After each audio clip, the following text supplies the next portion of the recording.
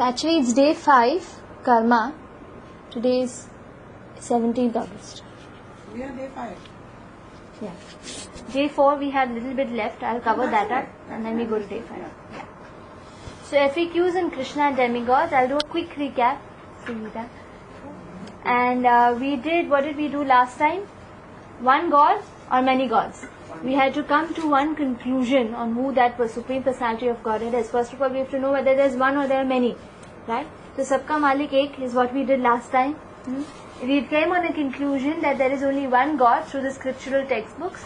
The first question we had is why put faith in the scriptures? Because they are manuals, axiomatic truths, and the predictions are very accurate. So that's why we can at least have this preliminary faith in the scriptures, try to follow, and then through intelligence and experience we'll understand what is there in the scriptures and how it acts like a manual for an action plan in our life. Right? And then part 2, we saw that how is God, does he have a form or is he formless? He's both.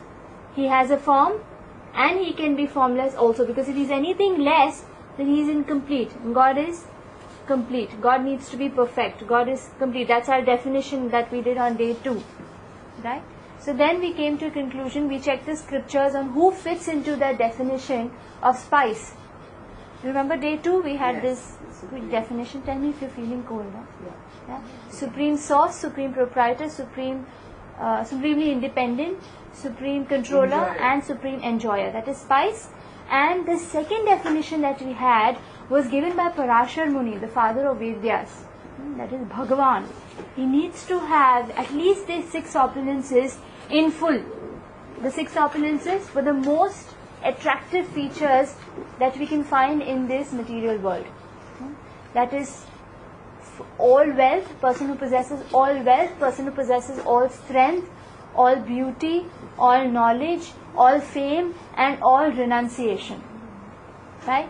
So where we check these 2 definitions from the scriptures, we find that Krishna is the Supreme Personality of Godhead, because by Srimad Bhagavatam, by the standards of Bhagavad Gita, by the standards of Ishopanishad, and all the Vedantas and all the studies that the great scholars have done, they've come to this conclusion that the Supreme Personality of Godhead is Sri Krishna. The son of... Side. It's not very cold here. You're okay? No, I think she has a cold. Yeah. They come here. They're not direct enough to come behind me. I'm a big horse. Yeah, it's in between. Okay, so after that conclusion, we also came to another point that Krishna proves that he is God. Not only that he is there in scriptures, even in his leelas and his pastimes on earth, he proved that he is God in 2 conditions. Once in the battlefield of Kurukshetra, he shows his Virat Roop to Arjun. That's the acid test I told you. If anyone claims that he is God, he has to be capable enough of showing the entire Vishwaroop to the student. Right? And when Yashoda Mai looked into his mouth, when there was a claim, there was a complaint that he's eating mud. So when Yashoda Mai wanted to check, when she checked, what did she see? She saw the entire creation in the mouth of her little child. So Krishna proves that he is God. So what about the others? Who are the others? That's the point of time we did these 4 tattvas. It's a very important foundational principle to understand. When there's a king, it's a simple analogy that I gave you all. A king is there, a king is not alone. King means he has his entire entourage. He has the subjects that he rules over. He has his queen, he has his ministers, he has his close people, his whole internal energy, through which he can pass judgments. And then there is some work, the administrative part, which he delegates. Right? So this is a king. He's got in full power. So the king himself, if I compare this analogy to the 4 tattvas, or to the king and his entourage, the king is Krishna, the Supreme Personality of Godhead, the original fountainhead of all other, and he has different avatars. Why does he have avatars? That we'll be doing in the advanced Bhagavad Gita course. Hi Simran, I'm just doing a little recap. So in this part, what did we do? In this 4 tattvas, do you remember the 4 tattvas? There's Vishnu tattva, which has Krishna and his different incarnations. How do I know that a personality who claims he is God is a Vishnu tattva? His name should be in the scriptures. Right? Vishnu Tattva, whenever he descends, like when Krishna says in the 4th chapter, Yada Yada hi dharmasya, whenever there is adharma, that's the point of time I descend to set back the rail of dharma on the right track. So how do I know he is coming? His name should be in the scriptures. Like Buddha, his name is there in the scriptures, 2nd canto of Srimad Bhagavatam. Everything is mentioned. So this is Vishnu Tattva. The second Tattva, or the king, is his immediate power, his immediate powers, which is represented by the queen, the internal energy, or Shakti Tattva, the eternal consort or partner of the Lord. For example, Radharani, Sita Devi, Lakshmi Devi. When we name the Lord, we name him Lakshmi Narayan. We call him Sita Ram, we call Radha Krishna. Why? Because they are intimately united. That's Krishna's internal potency. We'll be defining that more in day 5. What that internal potency represents, we'll be defining that in day 5. After that second Tattva, we have third, that is Shambhu Tattva. That is represented by Lord Shiva. This Lord Shiva is not Vishnu Tattva. He is milk. Like in Brahma Samhita, Lord Brahma describes Lord Shiva. He says just like milk, due to some influence of sour element turns into curd. The same way Vishnu, mixed with the material energy, is Lord Shiva. Lord Shiva is not, can we turn curd back into milk? No. Curd has its different properties. So Lord Shiva is not an ordinary soul like us. He has a very special category. Just like him, there is his consort, Durga or Parvati. She has a special place. She is counted as Shakti Tattva. And the last Tattva is the Jiva Tattva, or the subjects of the king, who are the normal general public, or the other Jivas, who are 1/10,000th tip of the hair. So here again I ask a question. Does Lord Shiva have to change his bodies like we have to? No. He is eternally, or sometimes Shiva is also called as Sadashiv. We'll be doing more on this aspect in the advanced Bhagavad Gita courses. Right now it's just a glimpse. More on Durga, more on Lord Shiva, their functionalities, all of that. Right now we have to understand that they are eternal personalities assisting Vishnu in administration of this creation. Right? Just like king has his own personal ministers to execute things. And then there is the Praja. And then there are the subjects, which is represented by the Jiva Tattvas. All of us. Very tiny. Correct? So now with that we come to FAQs on Krishna and demigods. Krishna is only one. There's only one Supreme Personality of Godhead. Like that, like in an industry, there's only one CEO, one owner. And then he delegates. So how many people has Krishna delegated to? 33 crore demigods. And what is the nature of their body? The demigods are also subject to death. Whereas Krishna is an eternal person, by definition. Nature of work. Have you seen Krishna doing something? He's always playing his flute, he's enjoying. Anything that he endeavors to do is simply for his enjoyment. And what is demigod? In fact, in the 4th chapter of Bhagavad Gita, Krishna says, he reveals to Arjuna, saying, Namam karmani limbati. He says, I don't have any work to do. Even if I perform any work, it's only to set an example to others. I am not into the chain of karma. Right? Whereas the demigods, they are executing administrative work. And what is the nature of residence? Krishna's abode, his home, is eternal. Whereas the subject, that when you've heard about pralay or the world coming to an end and all these things, even the demigods' planets is subject to destruction. Krishna says that in the 7th chapter of Bhagavad Gita. And then we have nature of position. Do you remember when we were doing the name of demigods, we had Indra, Chandra, Vayu, Varuna, Yamaraj. In that we saw that this is not names of people. This is simply posts or designations. Just like in our government hierarchy, we have a president, we have prime minister, we have chief minister, governors, mayors. This is our names of people. Right? This is designations, which is subject to change. So it's temporary post. As the CEO is always the CEO. In Krishna, the motives of worship. Krishna asks us to worship him out of love. And the demigods, they can fulfill material desire. Fruits of worship. When we do worship Krishna, his fruits are eternal. Because the demigods themselves are not, their post that they keep is not eternal. That's why even the fruits that they give us is not eternal, it's temporary. This is also revealed in the 7th But in chapter. our lifetime it will be eternal, no? For us, like for us humans. How long will be your lifetime? Like even within the lifetime, like suppose if you have something called a Rahu Kal, so that's, the god, Ups and downs. ups and downs of life is there. How long is it? That's the gift of Rahu to you. It's temporary. So if you do some puja, like they say that, to get rid of Shani, you should do this, should do that. But then how long? You see that things come back again. They're temporary. And Krishna gives us what we need. Demigods give us what we want. Why is that? Because Krishna is our real parent. He knows what is good for us, what is not good for us. Right? Like to your child, how will you give your child? Give everything that he wants? Know what your child needs, what is good for him right now. That you will give. But even the other gods know what you need. Really? I don't know. It's very difficult to segregate that. Yeah, even Krishna. I'm very difficult to segregate between gods.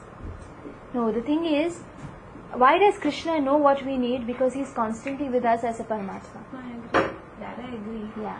And the demigods, the problem with demigods, I'm telling you from the history of, there are stories in the Puranas, there are stories where demigods have done blunders giving, like say Brahma, he's given boons to Ravan, to Hiranyakashipu, at the spur of the moment. And then what has it created? It's just created chaos.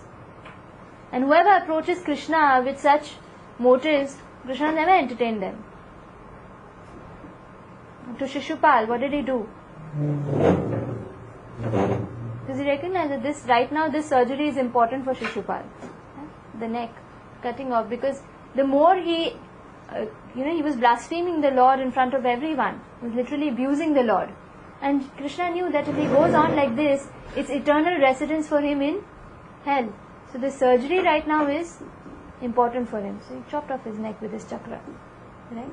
Like even in the case of, suppose if you have a child and the child has worms in his stomach, would you give him chocolate? No matter how much he says, and even he says that a little bit won't do harm, but you know that you know how bad this little bit of chocolate also can be to the child. He'll have a stomach cramp, he'll throw up also. Right? So what do you decide then? If he goes to the neighbor and he tells the neighbor, "Auntie, thoda sa chocolate de do," what will the neighbor think? That thoda sa chocolate is hardly anything for the neighbor, so she gives it. But then what happens to the child then? Who takes responsibility of the child then? The neighbor? It has to be you, who has to rush to the doctor and do everything. Right? So Krishna knows that this is my child. This thing, this boon of wealth or whatever he needs, and his tendency is to get proud, his tendency is to become spoilt with that amount of wealth, then I will not give. But if he can handle, then I will give. Right? The demigods don't understand it because they are not our parents. So there's a quick, I think this slide should be there in your, just a quick recap. So how do devotees of Krishna deal with demigods? Just because I know the precedent doesn't mean I'm going to, disrespect the police, I'm going to disrespect the other chief ministers. No.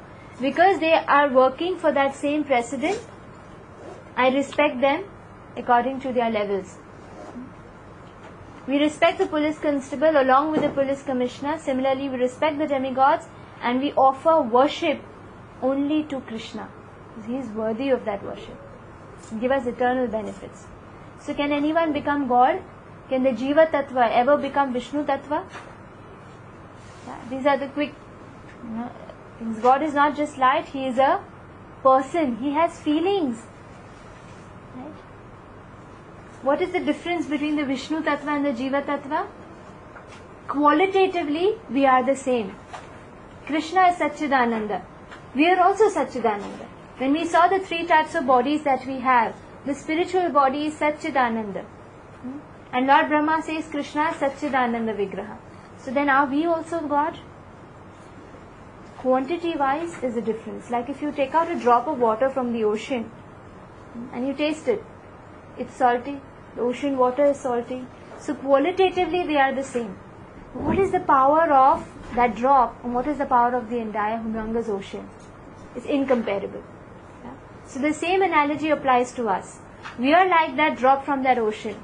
Qualitatively same with the Lord. Quantity wise, Krishna is the ocean. We are simply that tiny drop. Right? We are not gods, but we belong to God. How can we understand? Just the difference in our creation. What can we create? We can create a fuel-powered airplane which will fly for a few hours and then has to land eventually for refueling. And Krishna has created humongous planets which are floating since time immemorial without fuel. Right? So we are finite, God is infinite. We are Jivatma, God is Param Atma or Supreme, the Super Soul or the Supreme Soul. We are not creators, not enjoyers, we are simply cooperators. When we cooperate with the Lord, that's when we are happy. That was the conclusion of day 1, search for happiness. Right? So this is a recap of the last class that we did. Scriptures are given according to ability to digest, to avoid rejection and advance step by step. There's only one God. He is both personal and impersonal, and his personal aspect is more important. Krishna is God because he fits into two definitions of God and he proves that he is God. And the last part is demigods. Who are the others? They are Jiva Tattvas and are administrative heads of the universe. Okay. So now we go on to today's session, that is day 5. Why do good things happen to bad people? Rather, why do bad things happen to good people?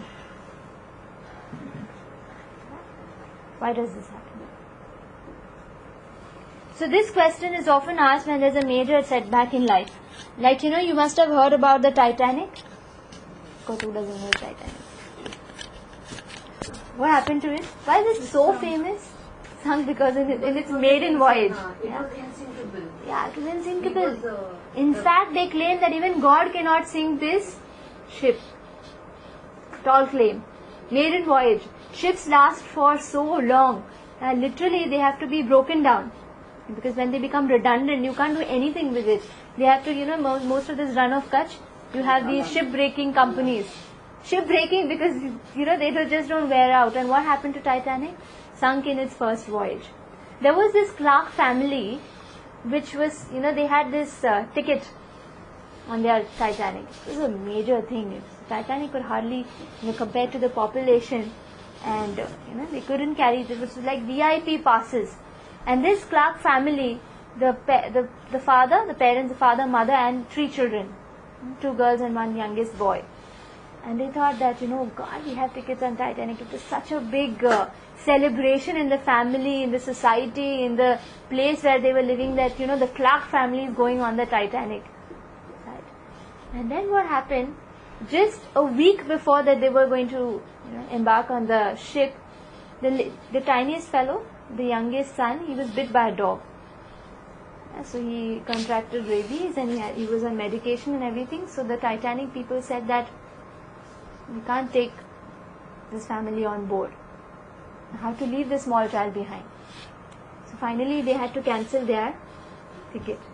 And they were so distraught. Because of this dog, because of this boy, he had to get bitten. Now only he could have just come back and get bitten. Why did this happen? It was a major loss for them. Tickets, are gone, and such a luxurious, amazing trip they could have had with the family, and it was gone.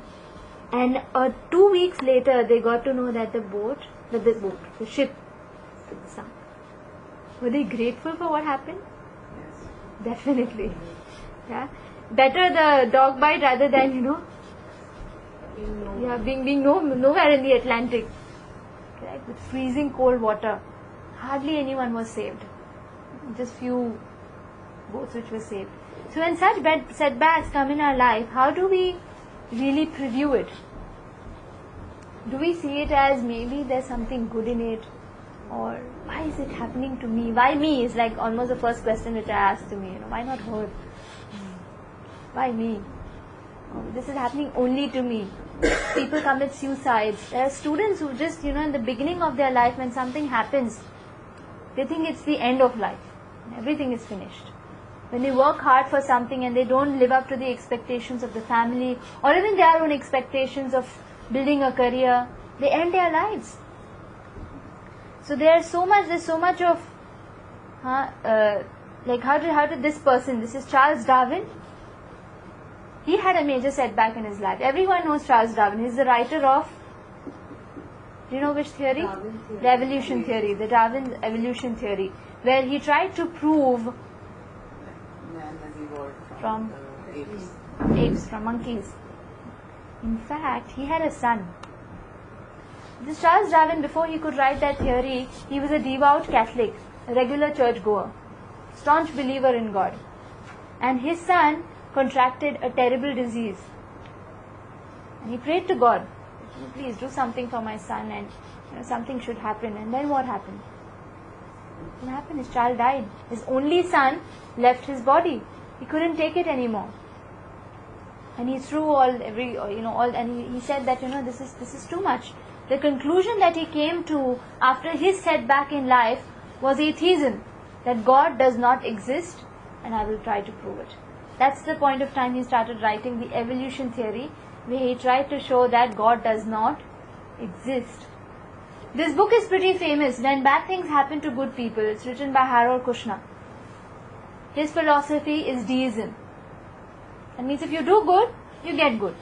If you do bad, you get bad. There is no one up there who is looking after these things. It just works on its own. Okay.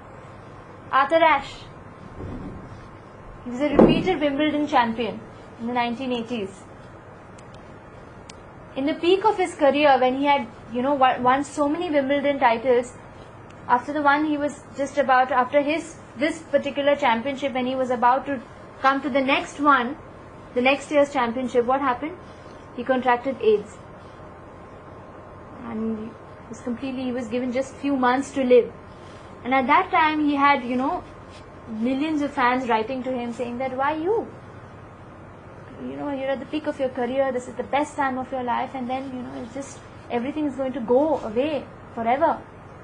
So at that time Arthur Ashe wrote to his fans back saying that, in the entire world, there might be about at least 5 lakh people who have some inclination towards badminton or would like to play it regularly.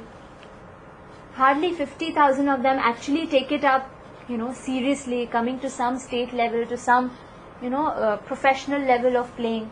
Hardly 5,000 of them actually reach the international or even national standards. Hardly 500 of them try to attempt international games. Hardly 50 of them enter the Wimbledon championship. Out of that chunk, 4 are selected for semi-finals, 2 for the finals, and out of that 5 lakh chunk of people, 1 person wins, and that was me for years and years and years together. And that time I didn't ask God, why me? Why did He select me out of so many people? And now that something wrong happens, I think, why me? So he was theism. Titanic. Excuse me. So what is theism actually? Theism is believing in God. Means with your reversal. No, got it. Yeah. I mean, I understood. I didn't know how to Yeah. make it into a smaller caption. Theism. Believe. Atheism Okay. is not believing. Theism is believing in God. Titanic caused confusion. Who sunk the ship? So is God responsible for our happiness or distress? There was this king who used to, he was very dani, very charitable. Every single day from his balcony, he would throw out, these bag of grains and vegetables and gold coins and so many things, and these villagers would run and pick up everything. It was an everyday thing for them, And then the king was thinking, he was talking to his wife, to his queen, and he was saying that, what? Every day I do these things. These people don't even look up and say thank you to me. थोड़ा gratitude भी नहीं है. And so the queen said, okay, if you really want to test that, whether they... No, and then the king said that, I don't know if they even know who's doing it. So the queen said, yeah, there's one good way to find out or make them realize who's done it. So she whispers into the king one idea. So the next day morning, the king comes on the balcony again, like how the Pope does in the Vatican, something like that. And he started throwing, when the villagers came ahead, and because it was time to start grabbing everything which comes down, the king started, he started pelting stones on them. Big, big stones. And the villagers were getting hit. They immediately looked up. He said, who the hell is it who's throwing stones? And at that time they thought, it's the king? Why is he throwing stones at us? And the king said, when I was throwing down goodies, you never bothered to look up. Now when a stone falls on your head, that's the time you look up. So this is a little bit of purview or perception to what karma is all about. So we start our session today. I'll quickly give you a recap of what, a review of what we have today. We have 5 sections in the class. First section is material world and spiritual world. Second section is the jail. The jail which is meant for 2P and 2C. What is 2P, 2C? 2Ps are punishment, purification. 2Cs are the chains in a jail and the clothes. Can you wear like hep clothes in the jail? No, you have to wear that drag uniform, right? So 2P, 2C, 2C is chains and clothes. Third section of our session today is time factor, the Kal factor. Fourth is karma. Fifth is action plan or action time. What should I do? Everything would be there, no? The map. Everything is there. I'll elaborate each one of it. So the first part, so is God responsible for our happiness or distress? So quick recap of what we have done in these 5 sessions. Day 1, searching for the right thing, happiness in the wrong place. Right? So where is the right place? Or who has the key to happiness? God was this, the moral of the story in day 1 was that God is that connection for me for happiness. He has the key. Does he even exist? Yes, we defined him. He exists and this is his definition. Day 3, then what is my identity?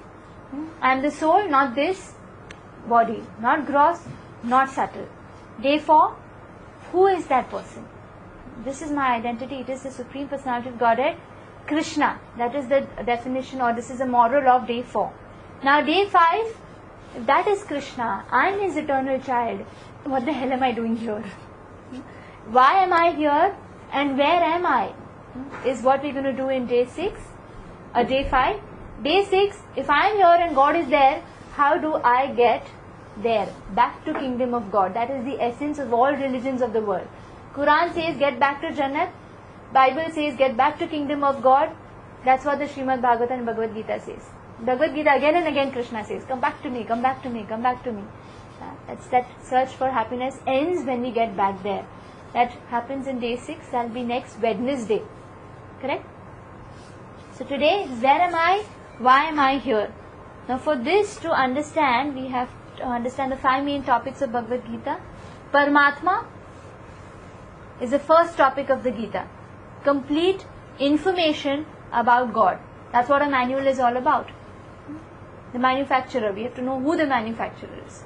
Right? That is the Supreme Lord. Who is that? We know that now. We did that in day 4 and little bit of his definition in day 2. Spirit soul, we did it in day 3. Now what we're going to do today is these 3 concepts because they are very much intertwined. Prakriti, that's what we see around us, the material and the spiritual world. Time factor, the Kal, and karma is action and reaction.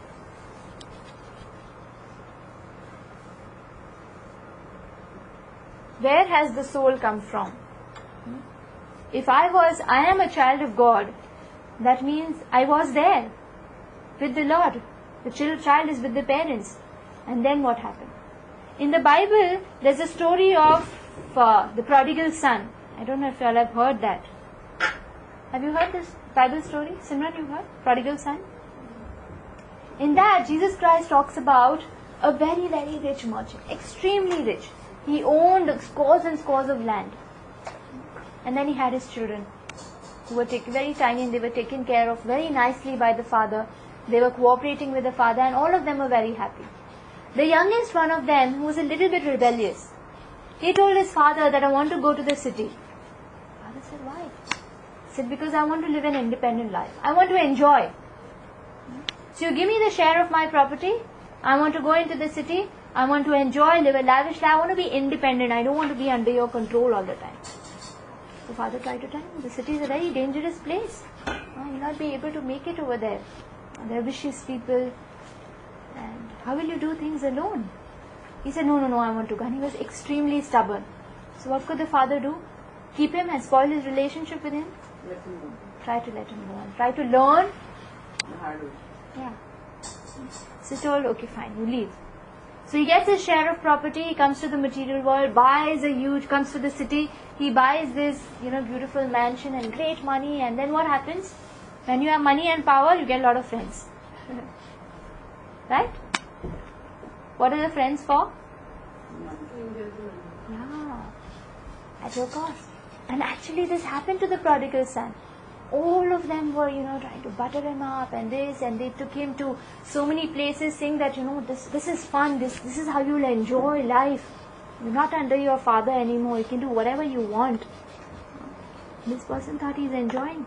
He got into liquor habits, he got into wine, into women, into clubs, into gambling. And when it's quite amazing about money. The more you spend, the more it increases. Yeah? It does? Not in my case. It decreases. It just gets over. Increases, I meant. Huh? Your want increases. Want will increase anyway. And the money decreases. The want increases. Yeah, the want increases and then... They say, Ya Khuda kharch bhada. The more you spend, The more you get. That's Exactly. what they say. So when you need it, it's going to come your way. That's what they say. Yeah, that is there. But when you spend it the wrong way in vices, you're splurging. It's going to get over one day. Yes. Yeah. So that's what happened. He was not earning. He was simply spending, not giving it in charity. When you give in charity, it comes back to you. And then it was just going off. One day the money got over. Who were the first ones to disappear? The friends. Abhi to iske paas kuch nahi hai, chalo. So then now there's nothing more to enjoy. They left him. And he thought, no problem, I have friends, I have this, I have that. He sold off everything finally because he had to keep up to that lifestyle he was so used to. His friends were, kind of making excuses, not helping him at all. Then he realized that, I'm on my own now. So no problem. Dekhte hai, kuch na kuch to kar lunga. He tried to find a job. No avail. Chhat nahi hai sar pe, and he was living such a hard life and he was used to such luxury and pampering in his father's house. He started missing that a little bit. But still, bolte hai na, wo thoda rehta hai. So then he thought, no, I'll try to make it myself. He couldn't get into anything, couldn't adjust anywhere. Finally, he left the city and he tried to go to outskirts of the city. There were these farmhouses. And he was so desperate, so hungry, so absolutely alone, that he went to this farmer and he started begging him for vacancy. He said that, give me some job. I just want two things. You don't pay me. Just give me some food. Just give me some shelter for a few days. Please. He was so desperate. And then what happened? This farmer said, see, I don't have any job here, but yes, I need someone to take care of my pigs. So you can stay with the pigs in the stall. You can eat whatever they're eating. Boy, something better than nothing. He thought, I'll somehow make it. Get out of here and then do something. At least for some time I have some roof over my head. Started taking care of pigs. And then day in and day out, he started missing his father. The love, the affection, the amount of pampering, everything that he was available and the way this master would treat him. Kick him on his face and absolutely so rude. When a servant was doing a very lowly job, he doesn't get any respect. And the amount of respect he got it in his father's house, he just was killing himself every day. And then finally what happened? He thought, nothing doing. I'm going back to my father. But what will I tell him? How will I show him my face? I've been so rebellious. He told me all these things that I'm going through is exactly what he told me. Now what do I say? But I'll tell him that just take me in as your servant, because I know the servants in my father's house are treated better than the way I am right now. At least. So with that decision, he mustered some courage and he went back to his father's kingdom. And the minute he entered, Jesus Christ says, and this is the story that Jesus Christ was saying. Jesus said that when he entered his village, all the villagers ran back to the father saying that, see, your son has come back. He was lost, we were looking for him. The father had tears in his eyes. He ran right up to the outskirts of the village. And he hugged his son and he said, where were you? I was waiting for you since then. And this son, he said, that I don't deserve to be your son. I left you. I rejected. I was so ungrateful to you of all the love and affection and care and attention that you gave me. Finally, please take me back as your servant. I don't deserve to be your son. At this point, the father said, are you crazy? Mistakes happen. It's okay. Just come back. Still my son. You'll always be my son. And at this point of time, Jesus Christ stopped. And he told everyone that this is the story of all of us. That we've left our father because we wanted to be independent. So where has the soul come from? He's come from that eternal kingdom which belonged to God. And where has he come to? The city. So this is a picture which is taken from the descriptions of Srimad Bhagwatam, specifically Canto 2 and Canto 1. This is a picture of the spiritual world and the material world. It's the very small thing is given in your notes actually. Can you see it? It's very tiny though. So what we're going to do is, first part of our class, what is Prakriti? Prakriti is the creation of the Supreme Lord, the kingdom of God, which includes three energies. His internal energy, his external energy, and his marginal energy. Now the Lord has a lot of energies, like the sun has the power of absorbing, the sun has the power of light, the power of heat, different energies. So God has many energies. Out of this, the three are the major ones. Internal energy is his queen. That's what I described. And represented by the spiritual world. His personal kingdom. His personal home, the mansion or the area that he lives. And the external energy represents the material world, is where we are right now. And the margin energy is us. That is the tiny jiva souls, who either are taken care in his kingdom or they are put under the material world. More of this, as I am saying ahead, it will make sense to you. Now, what is the spiritual world? In the 15th chapter of Bhagavad Gita, Krishna gives a beautiful shloka in the first verse. Urdhva Mula Mada Shakam. It's the Purushottam chapter. I'm sure many of you must have heard it. Urdhva Mula Mada Shakam. Ashwatham Prahuravyayam. Chandamsi Yasya Parnani. Yastam Veda Savedavid. He talks about a tree which has its roots upwards. I don't know how to draw roots. I'll draw inverted tree. This is the roots. Roots upwards and the branches down.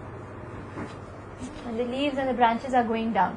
So this is particularly a ulta tree, inverted tree. Where do you see such a tree? Have you seen such a tree ever? Krishna is talking about it. Ashwath. Ashwath is a banyan tree. The roots going up and the branches coming downwards. All of us have seen this tree. You know where?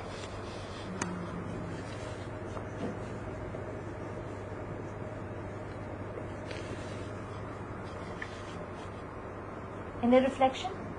Have you seen inverted tree? Yes.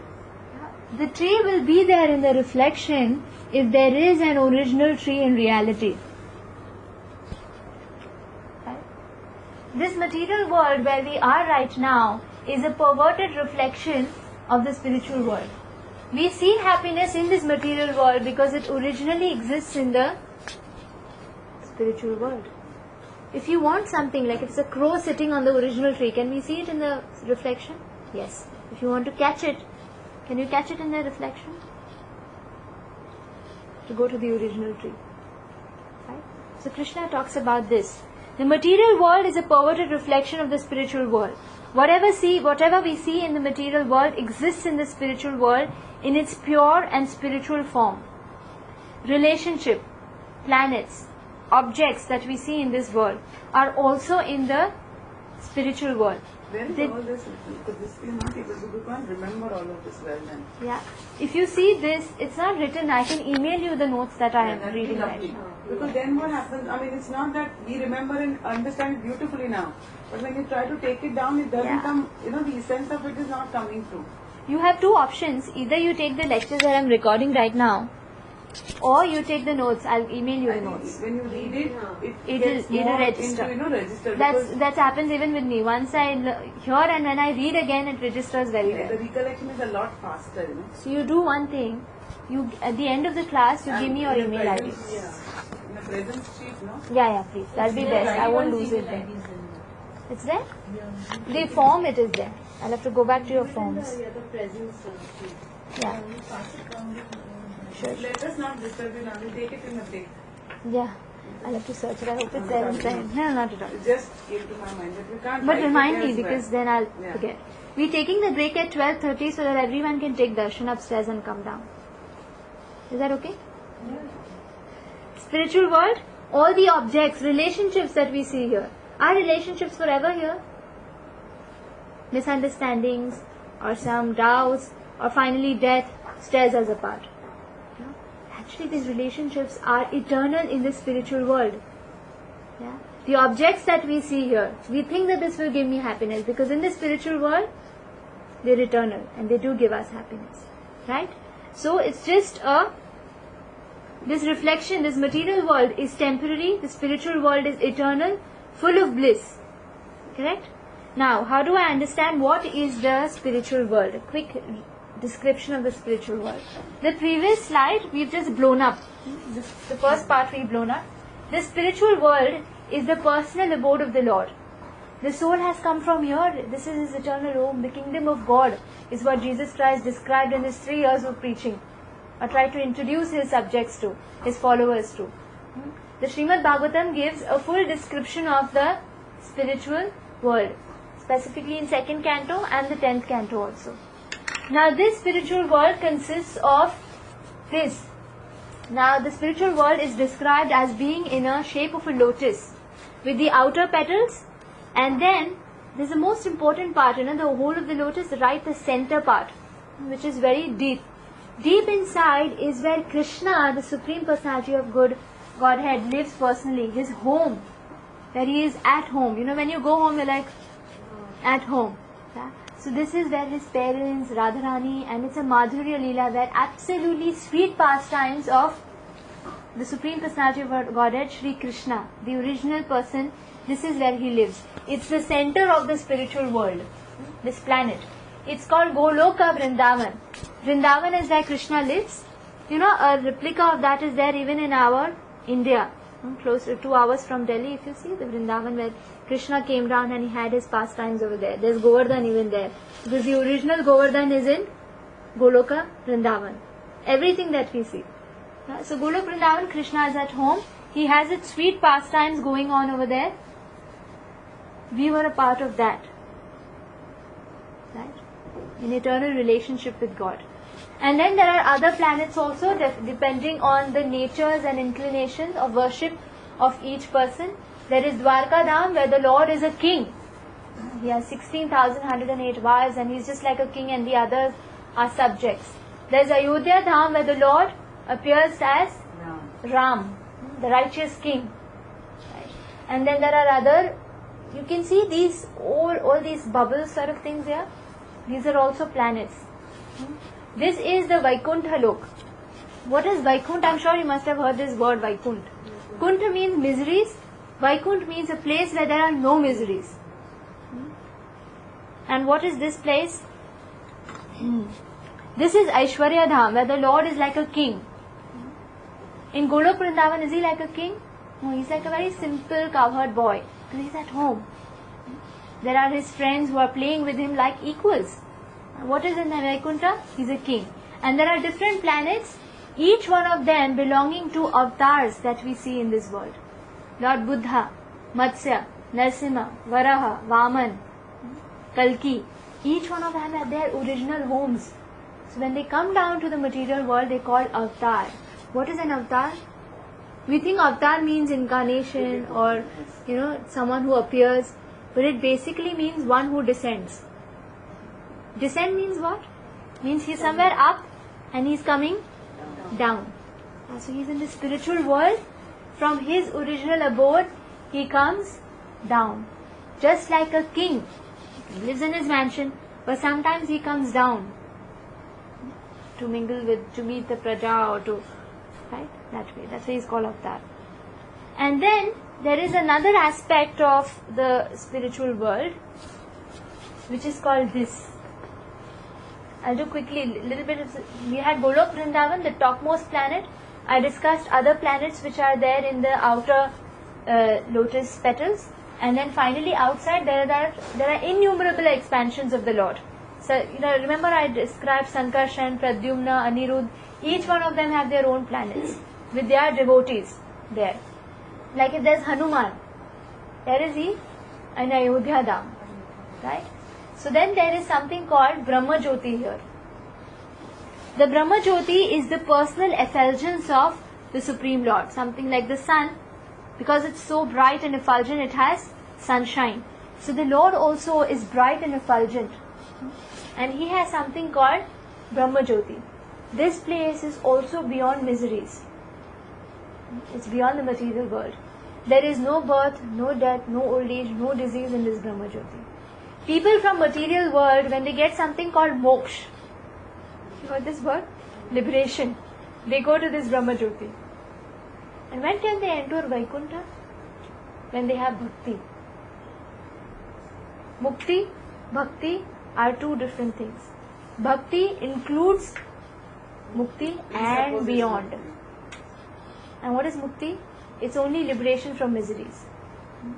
The problem with Brahma Jyoti is, here there are no relationships.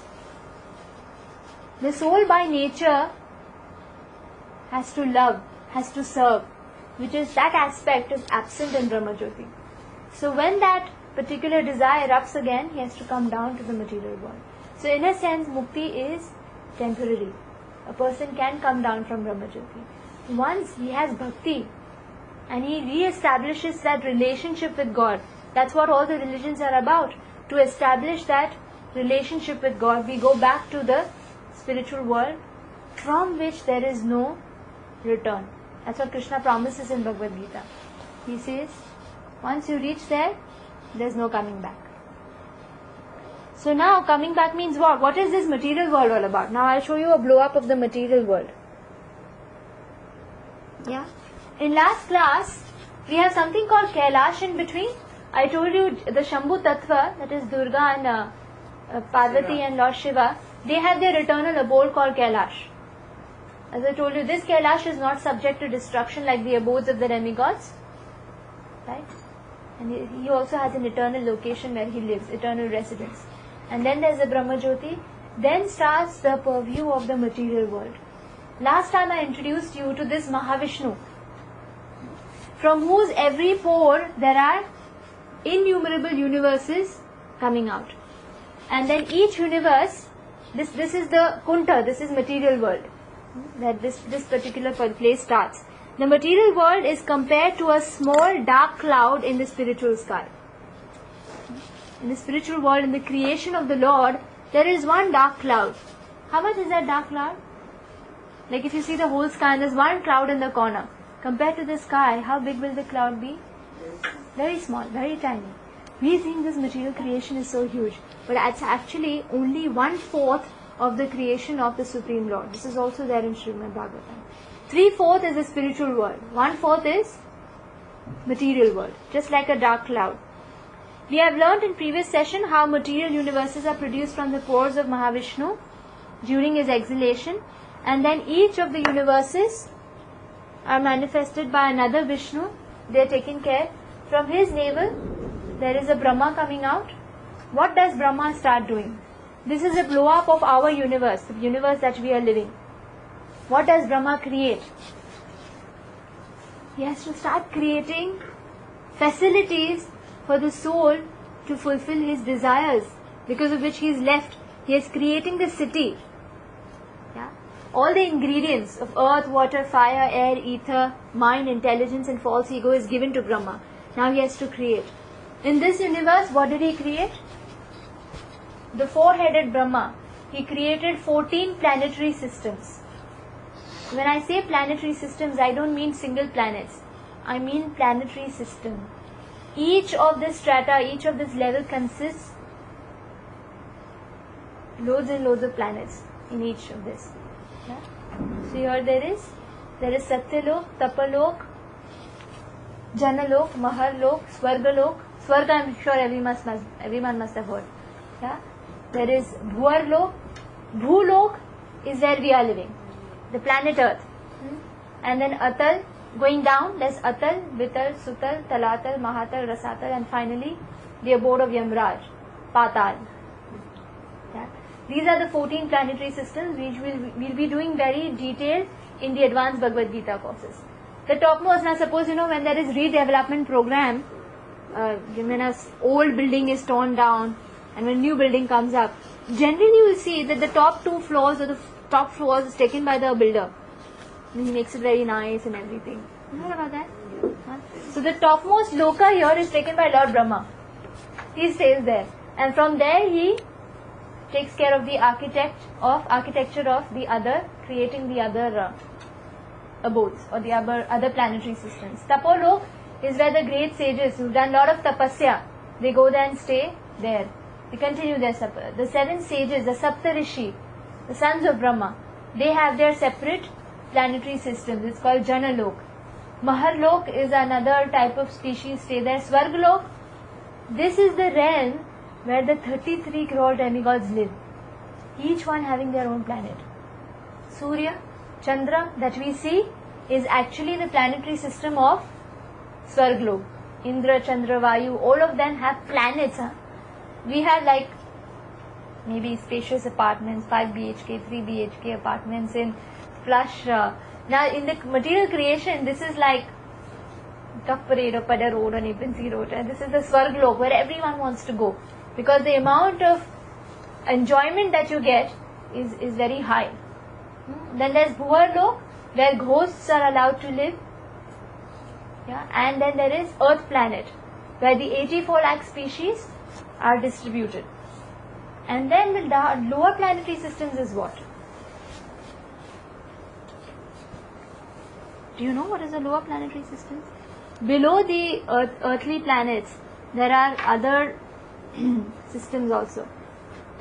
People who are, the species rather, who are not very good in behavior, are taken to these planetary systems for more punishment.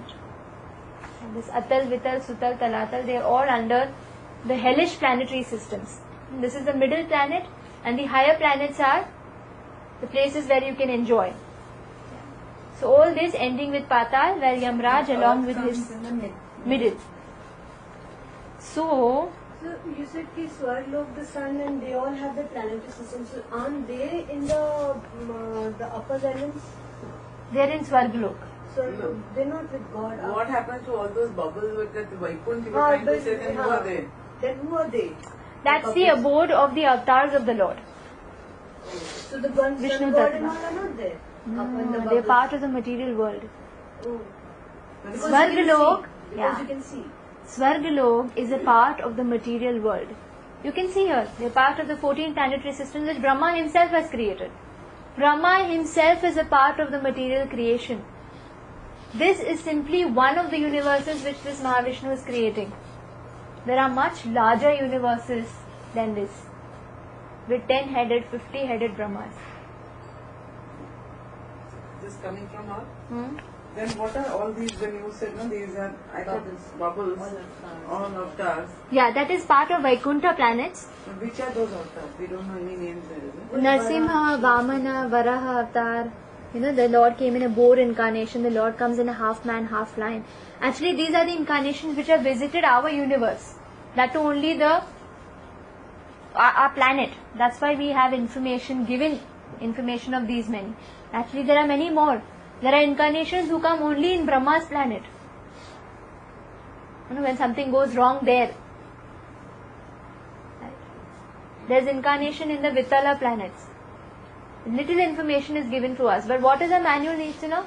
It's only given because this is applicable to your planet. So you use this much information. There's more information in Brahmalok. There's more information in Saptarishi given to them. Right? Is that okay? So Vaikuntha planets is part of the spiritual world. Svargalok, it's very important to know because everyone thinks Svargalok matlab equal to Vaikuntha. Yeah. Svargalok is That where, what we think, we're going to yeah, Svargalok. it's like imagine, you get a house in California, very close to Hollywood. It's a great thing. It's such an expensive property. You can't equal it to anywhere else in the planet. So Svargalok is like that. Expensive place to be in. You have to do a lot of punya to get there. But then what is the problem?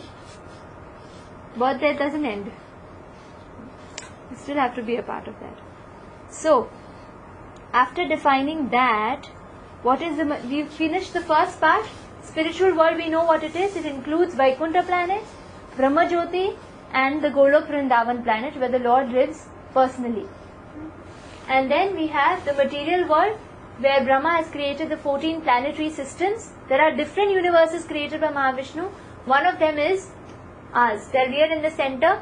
There are 7 planetary systems down, 6 up. In total it becomes 14. Correct? So now, why does the spirit soul come into the material world? I gave you a hint last time by the story of the prodigal son. Because we wanted to be independent, because we wanted to enjoy alone, independent of God. So, we come down with our desires. God has given us something called free will. Yes? Independence. Is that right? Because the problem is, imagine, if my husband, every day I show him a revolver, a gun. Imagine, I don't do that at all. If I show him and say, you love me. Will he do? Naturally you say. He has to say, he doesn't have a choice. It will cost his life. Evening also when he comes back, he says, chalo bolo. Okay, I love you. Next day, will I really enjoy that? No, because he's saying it because I'm making him do it. If God wants, He can make us and keep us in the spiritual world forever. But love means Free will. you give that person the independence to choose to love you. That is natural love. And when we chose to be away from Him, what did God do? Give us free will. Okay, fine. Go ahead. The day you choose to love me back, I'll take you back. This is what God says. Yeah. When the soul leaves the spiritual world, it comes to the material world. Just like the prodigal son came to the city.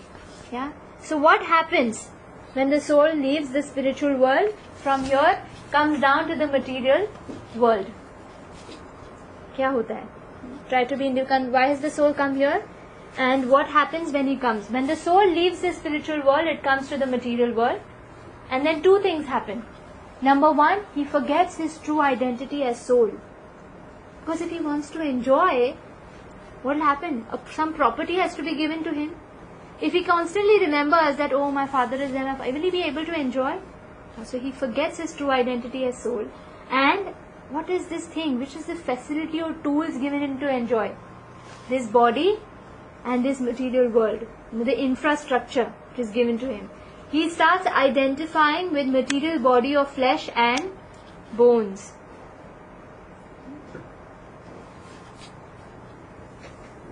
Why has the soul come here? Servant trying to enjoy, independent of master, as a thief, and then he has to suffer. So God has sent down. We've been stubborn. This is what the scriptures say. What is the proof of that? This material body. Because we've come down here, we've got this material body, because we wanted to enjoy, we had desires, we've misused our free will, right? And only experience is the best teacher. Now this picture actually is there, when a child wants to touch something dangerous, he's crying for it, being very stubborn, then what do you do finally? Go touch. When something happens, what happens? The child comes back running to you. Correct? So, Just like here, in this thing, the small child, she wants to cook in the kitchen. But then there's a gas, there's knives, and there's so many ovens, there's such dangerous things which the child will not be able to manage. So what does a mother do? All of us, at least when I was young, my mother gave me a kitchen set. Keep me away from the kitchen. It has its own knife. It's nakli, can't really cut anything. I had a pressure cooker also, It's so cute. Siti nahi bajata tha, but I had its own stove. It had a cylinder also. And kadchi, kadai, everything. I had my tiny cutting board. And I'm doing everything on it just like my mom does. And then when I'm hungry, what happens? Can I cook in my kitchen set? We used to get biscuits and put it in the Yeah. But can I cook? I have to go back to my mother. So just like that, in the spiritual world, when we wanted to enjoy independence, we wanted to be controllers. But we cannot be controllers because we are very tiny by nature. We want 10,000 tip of the hair. How can we take care of energies of the Lord? It's dangerous. So the Lord created this material facility for us. Ki jao, enjoy karo. Try it out. But when we can't cook out happiness for ourselves with these material objects, we have to look up to that person who's pelting stones at us. So, this world is Krishna calls Dukhalayam and Ashashvatam. Now, okay, if He's given us such a facility, if He sent us here, so let us enjoy. Why create such a messy place? There's birth, there's death, there's old age, there's disease, there's adhyatmic problems, there's adhibautic problems, adhidaivik problems. Why create such a messy place? For that, we need to understand.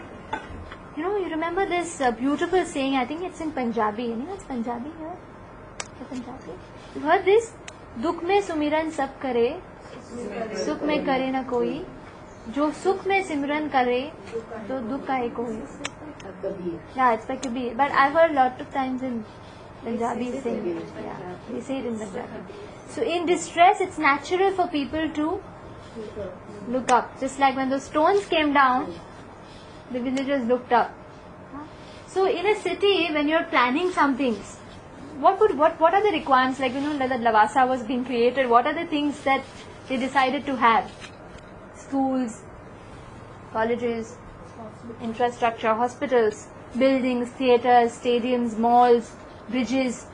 All these things are important in a city. Is that right? The basic requirements for it to function effectively. And then there's another thing which is required. A prison. Does it, occupy a major chunk of the city? It's very tiny. For what? Those who are misbehaving, to separate them from creating chaos here, put them here to punish. So that is society functions normally. Yeah, and what about that person then? To learn a lesson. Because you've heard this man is a social animal. That's why abhi akela, sometimes we say, mujhe akela chhod do. Do I mean that put me in the prison? We so by nature we having relationships. A person is alone. It's supposed to be called a punishment. Why? Because he'll start thinking, he'll rectify himself to get back to a normal society. So prison house is very important for a normal creation to function. So in the creation of the Lord, there's something called a material world, where the rebellious few are transferred. What is the need of a prison house? Punishment, purification. Right? That is 2P.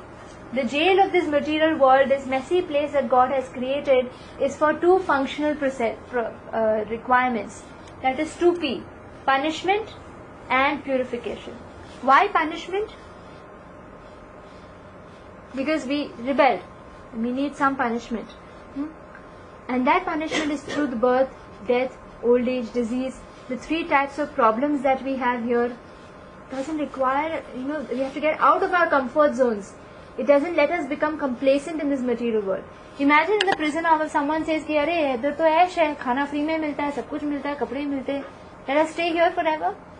No, then the jailer starts, making things difficult for that person. to stay. So that's punishment. And who punishes us? Who is the personality? And I told you that demigods are there, they are functioning, they are administrative heads. The sole proprietorship of this punishment is given to Durga. You know what this name Durga means? Durg, Sindhu-Durg, and It's a fort. it's a fort. It's a fort, it's a fortress. That no one can get out of that. It's like a prison. Ga means a guard. She's a Devi, she's a goddess who guards this.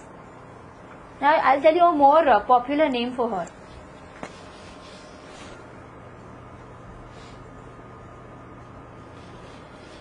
Maya. Have you heard about Maya Devi? Huh? She is this Maya. That's how she keeps us prisoned in this. She creates all facilities for us to enjoy the desires, that to be independent of God. She makes us forget God. Because we had a desire to forget Him, because we had a desire to enjoy her. So she creates so many enjoyments that we are lost. And then she punishes us, not making us complacent, by giving us this adhyatmic, adhidaivik, adhibhautik problems. The trishul that she carries is representative of the threefold miseries that we go through. Each of the spearheads. First spearhead is adhyatmic problems, adhibhautik problems, adhidaivik problems. So next time when you ask me, you ask Lord Durga, Goddess Durga. She wants you to remind that you're not a part of this material world, you're a part of the spiritual world. This is a very thankless task that she's doing. She's pushing us with these problems so that we remember God even more. That's the first principle for creating this material world. So you said she even makes us forget the Lord. Because she's created so many things. And then But the minute you get... you to remember Lord. Yeah, with those problems. See, she creates these facilities for us because we wanted it. And when these same things don't give us happiness, she's only made us realize that you wanted it but now you're not happy, so try to realize that you don't belong here. This adhyatmic, adhidaivik problem is not there for animals.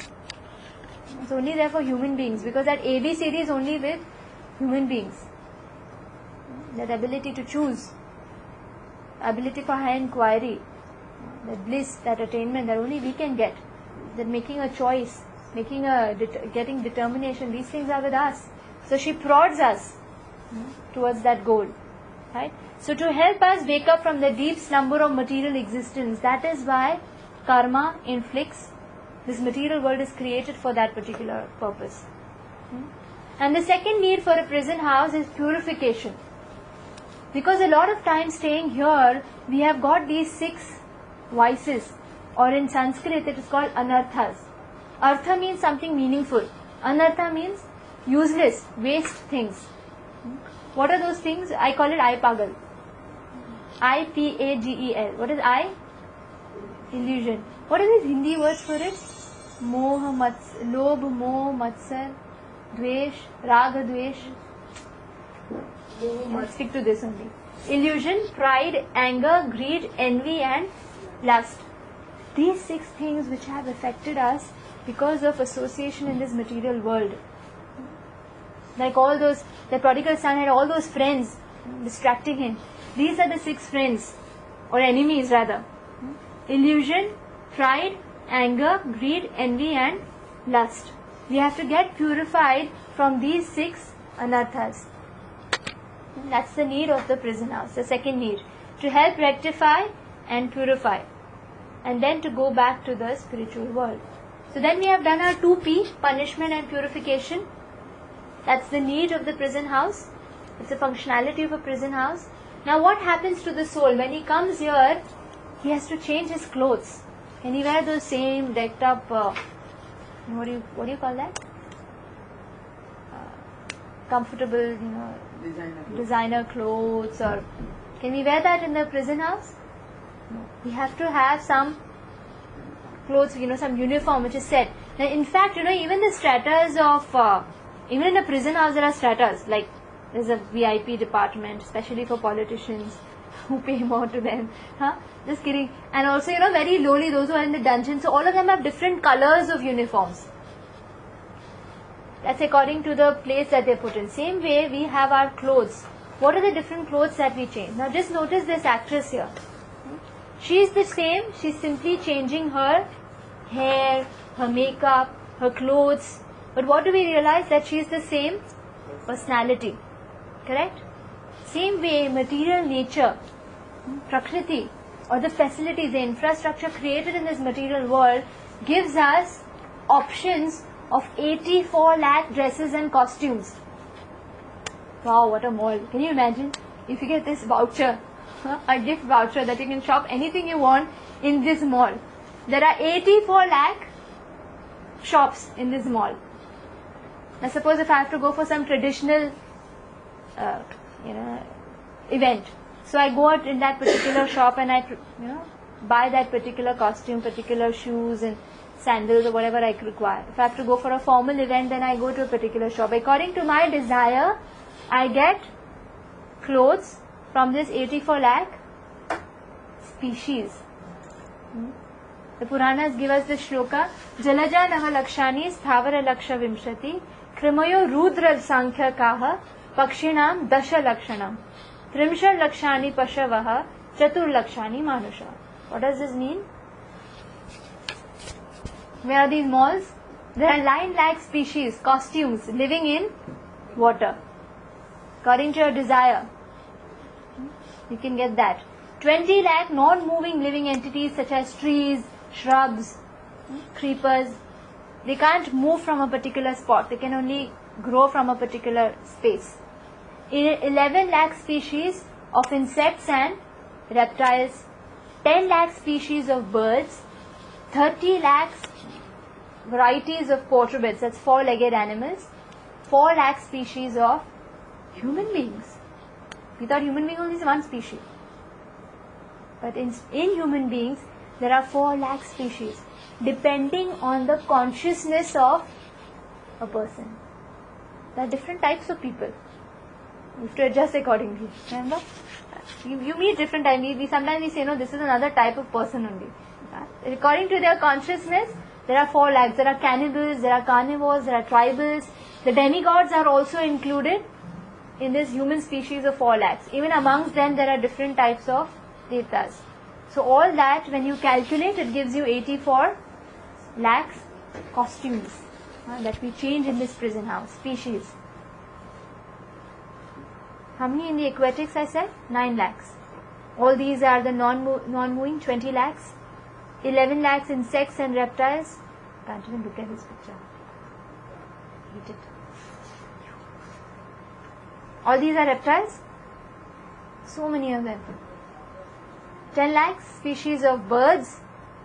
Again, so many of them. Each one is getting their body according to their desires. 30 lakhs varieties of quadrupeds. That's 4-legged animals. All of these, there are 30 lakhs. According to habitat, according to the nature, according to desires, you get these bodies. So this is how law of karma works. You have a desire, you can fulfill it in any time. Have you seen a dog in a Mercedes anytime? An expensive Rolls Royce, and it's a combination of desires. So you mean to say if we are getting a human form, it's because of the desires in the spiritual world, what we desire for that reason we've come down as a human being. Yes. Sometimes we come down as Brahma also, trying to assist the Lord. And then as Brahma, if we get enamored by this material world, then we'll come down the world. And sometimes this goes on for millions of births also. Because you are not the chosen one. That's what they say, that you cannot afford to say, okay, this time you are a human being, every time you'll be a human. How much ever you may wish, Exactly. it may not necessarily. And even your activities should match, no? Like that dog in a Mercedes Benz, he didn't have such good punya to match that he gets a human birth. His activities were such that he had to become a dog. But some good qualities he had, so he became in a good household. He can roam in a Rolls Royce, which I don't have a facility of, and he can wear like a diamond ka, what do you say, a leash, which even I don't have a facility of, even though being a human being. So that's like a combination of desires. So you have to be very careful what you desire. Moral of the story. 4 lakhs human species, according to the consciousness of each person. Right?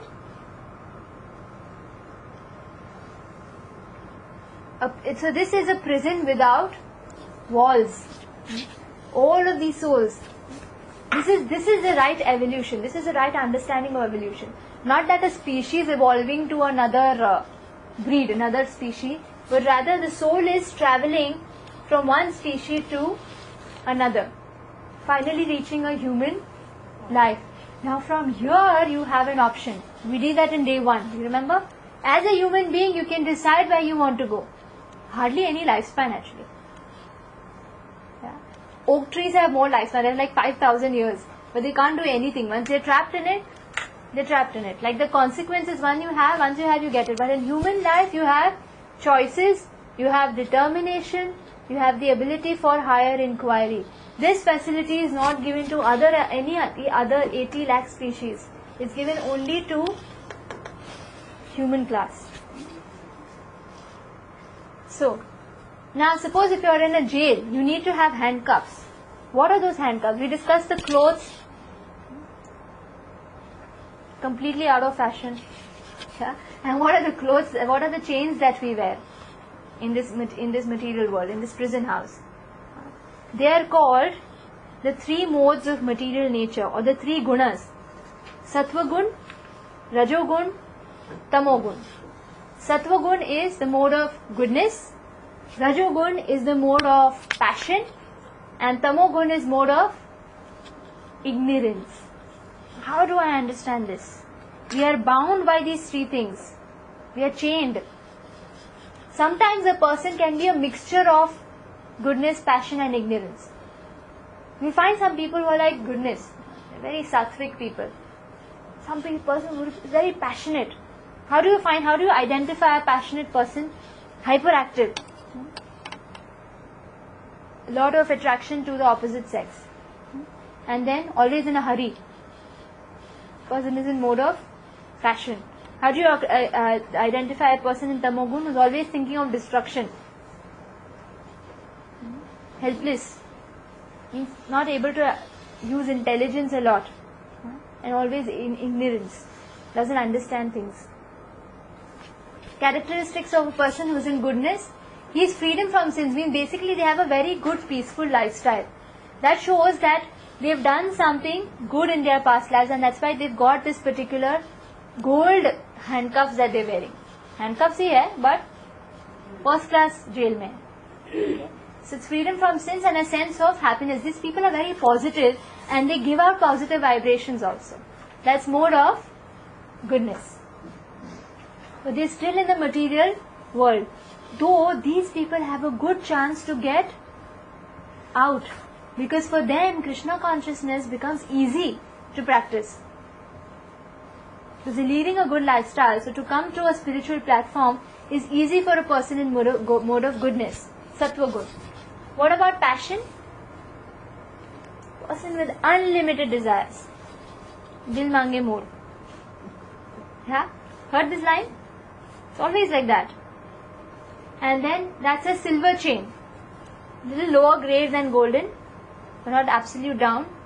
And this is unlimited desires. The characteristics is also unlimited opposite sex desires, opposite sex attraction. Can I go to mode of ignorance? Am I going very fast? We have to take a break in the next minute. The C-class jail, that is with iron chains, means even in the prison, people who misbehaved. Where are they put? Sometimes you see, they put into these dungeons where there's no sunlight, hardly any food given. Why? Because they misbehave even within the prison house. These people are sleepy, they are very lazy, and they indulge in intoxication. That's their inclination. Like a lot of times I remember in abroad, you have children, the age of 11, 12, they get into these habits so easily. Because they live in this mode of ignorance. So they get attracted more to these vices. Is this okay? Everything in this material world is within these 3 modes. They are predominant of these 3 modes. Like for example, how does these 3 modes act on food? Goodness. Foods dear to those in mode of goodness increase the duration of life. Means actually it's good for your health. Purify one's existence and give strength. Like say for almonds, they actually increase your memory and sense of health, happiness and satisfaction. Like fresh fruits, vegetables, grains, nuts, non-violent milk products, etc. eaten in moderate quantities to improve one's quality of life.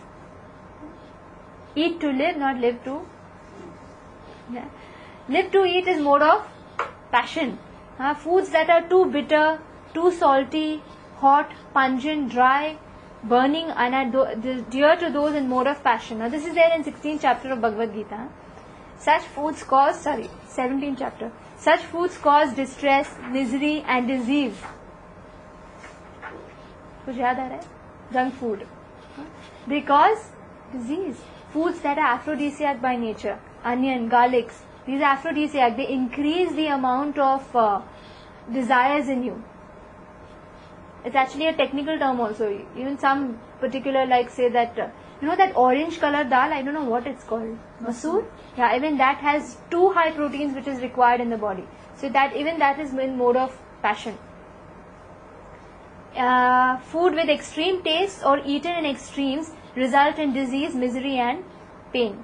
That means even sweets, if you eat too much, indigestion. So that's in mode of, that act of eating too much is in mode of passion. What is foods in mode of ignorance? Food that is stale, means it's not fresh, tasteless, you have to put like scores of masala and everything to derive something, juice out of it, decomposed and putrid. It has association with blood, which is again contamination, and food consists of remnants and products of violence, is dear to those in mode of darkness, in mode of ignorance. For example, animal fat and meat products resulting from violence and slaughter of animals, all kinds of intoxicants and drugs, etc. can carry one to the mode of ignorance. So this is in food. How do we understand in music? Music also is in three modes. For house in goodness, instruments and music that is based on some science of rhythm, which is soothing, which actually makes you peaceful, gives you a sense of happiness, sense of satisfaction, content, makes you peaceful. That is in mode of goodness.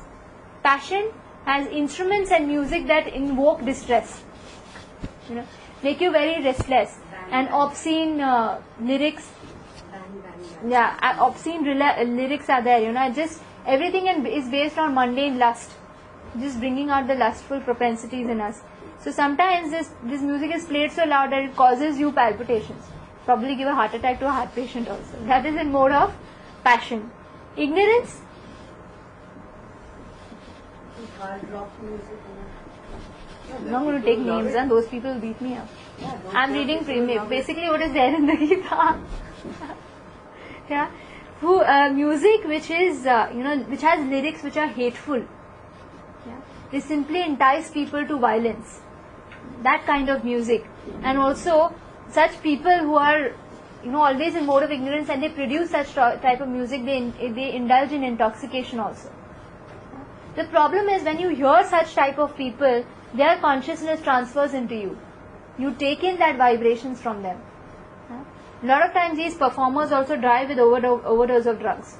I'm sure you know what type of people I'm talking about. They're in mode of ignorance. The same way there are everything, even sports, you can put it in these three types of categories. People you will see, you'll identify, even the time of even our day, early morning is in mode of goodness. And if you wake up people who are early, people who have a habit of getting up early, you will see that they lead a healthy lifestyle. They're not always dazed, not always sleepy, not always sloppy. People who get up in the morning and do their things, they're very active throughout the day. Active kind of people. They're in mode of goodness. Afternoon timing is in mode of passion. You see the whole hustle bustle in the city, the peak hours and everything. And in the night, there's mode of ignorance. Even the day timings are put into these, are actually dominated by these modes.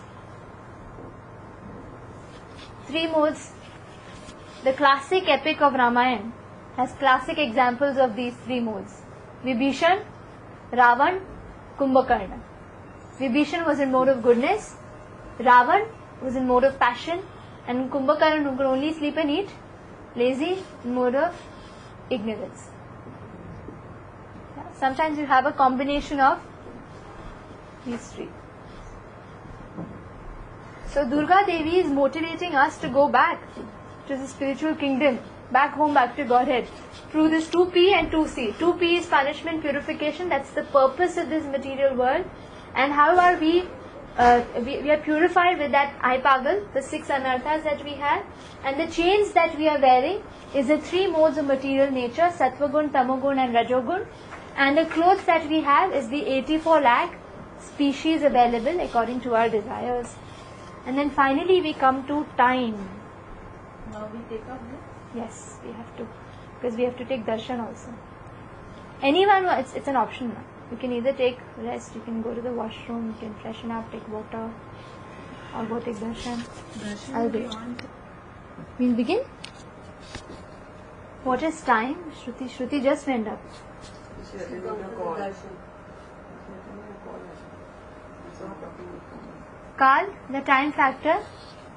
There are two parts for Kal. One is the universe, the creation, has a time, like even in our day, like this watch, this clock that we're looking at is simply hardly, you just can count the seconds that are going by the day, but it's not really capturing the time element. The whole day is divided into seconds, into minutes, into hours, day and night. So it has a time cycle. So even this universe has a time cycle of its own. Brahma has done the creation. He is under the influence of time. Because eventually it is that Mahavishnu. What is the actual time factor? Is inhalation. He exhales, there are universes, he inhales, everything goes back, right, into his body. So that is actual expansion of time. But then when you break it down, like there's 1 hour, you can break it down into minutes, into seconds, right? So this universe has a time cycle, and the life has, each person's life, our body. This is like another universe with everything inside being so tiny, and then that also has a time cycle. So we'll discuss these 2 time cycles. Now there is one more concept. Now this time factor is only applicable in material world. There's creation, there's maintenance, and then there is destruction. Spiritual time has no past, present and future. So actually this jiva, the spirit soul, does it have past, present, future? Because it's eternal. Past, present, future begins when there's creation. When something starts. Like for example the sun. The analogy is given of the sun. When it rises, do you say that it just appeared or it's born? No, we say it's rose. And then it is it dying in the evening? Is it drowning in the water? No, it disappears. It sets. Again to rise in the morning. So the soul is like that. It's manifest when he gets a body, and when the body is useless, it goes to the next to appear again. So in the spiritual platform, this material time element does not apply. This is for the universe, for the creation.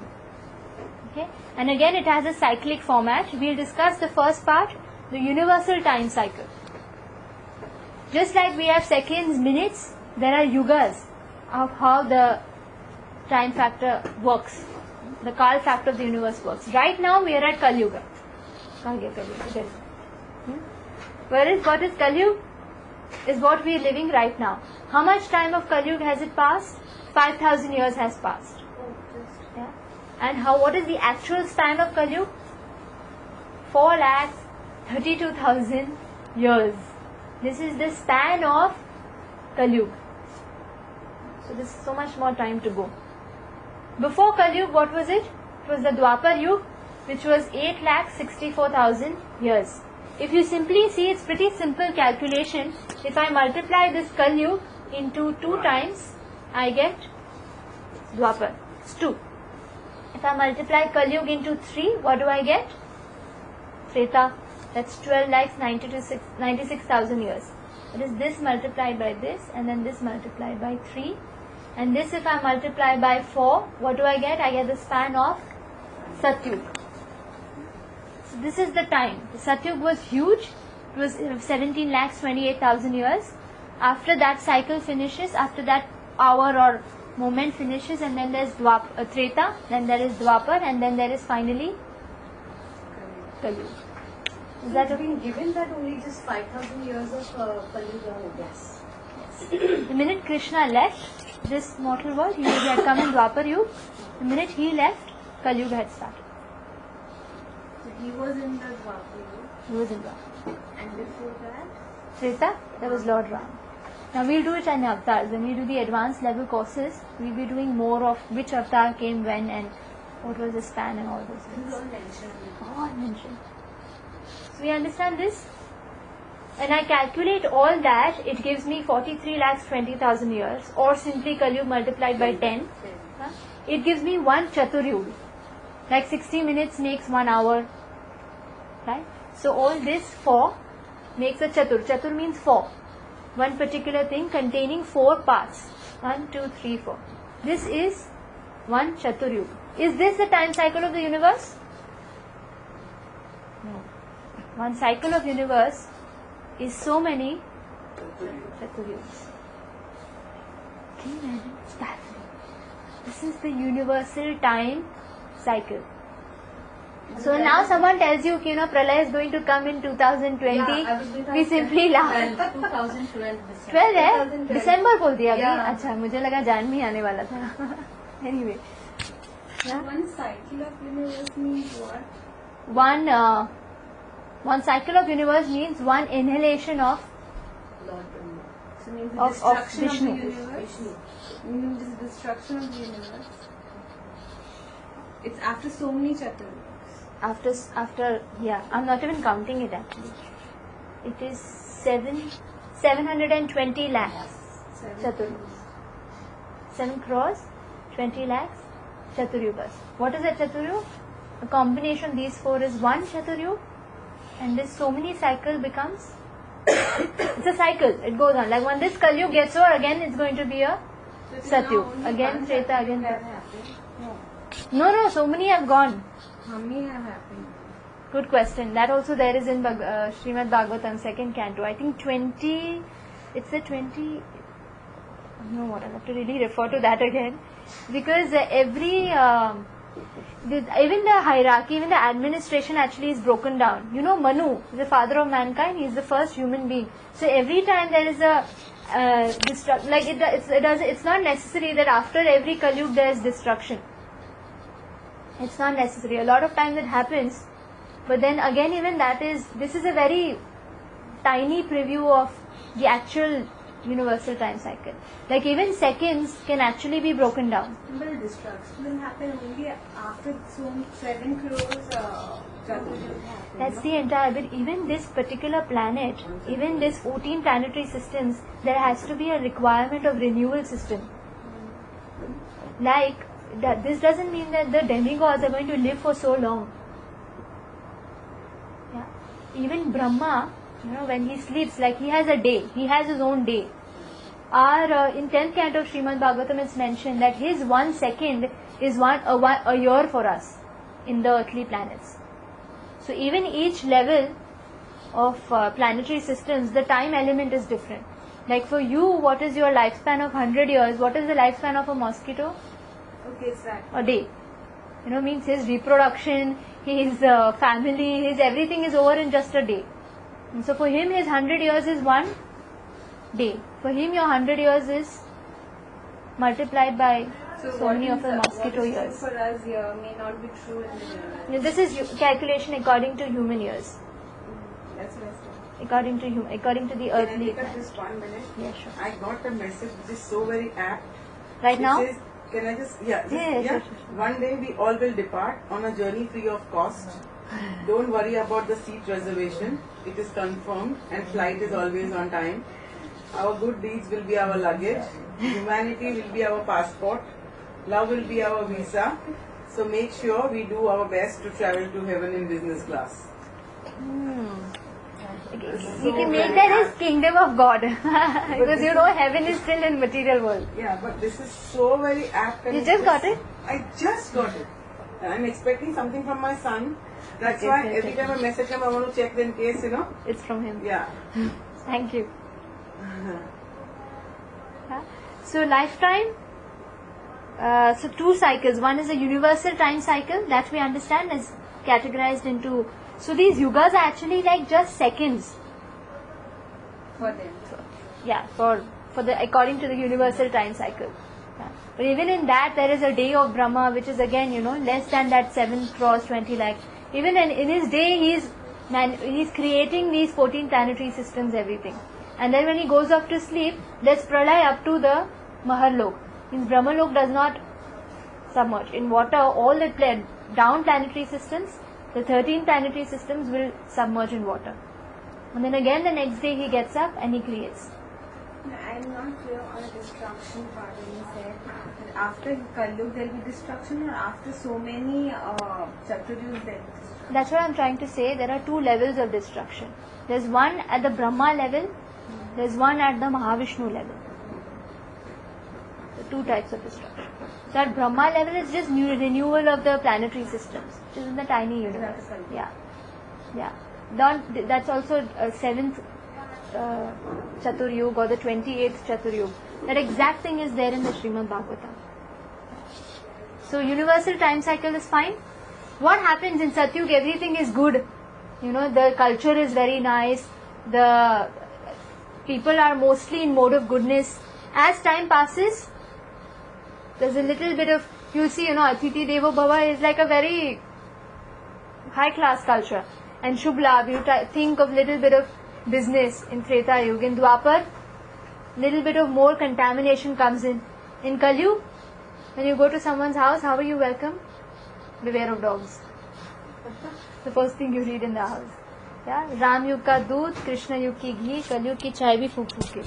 When this becomes Kaliyug, it becomes absolute mixture of all the modes. Now, that is for the universe. Now for our life, this body also has a time cycle. All of us go through this. The 6 changes for the body. In time factor, there's universal and then for life. Starts with birth, growth. I mean, every time you see the child, it's grown taller, it's grown this, it's grown that. And then there's a level, there's a point of time where it's maintained. You look the same for that next 10-15 years. And then there's reproduction, there's dwindling, and finally death. These are the 6 transformations of every species, every material body. Not only human beings, but every species goes through these things. Trees, plants, aquatics, animals, everyone goes through this life cycle.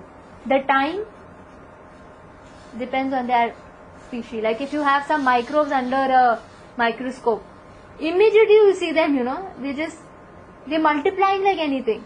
What is their time cycle? Matter of seconds. Right? So birth, growth, maintenance, reproduction, dwindling, and finally death. This makes we have to go through the cycle of birth and death. Now why does this happen? This is where the law of karma comes in.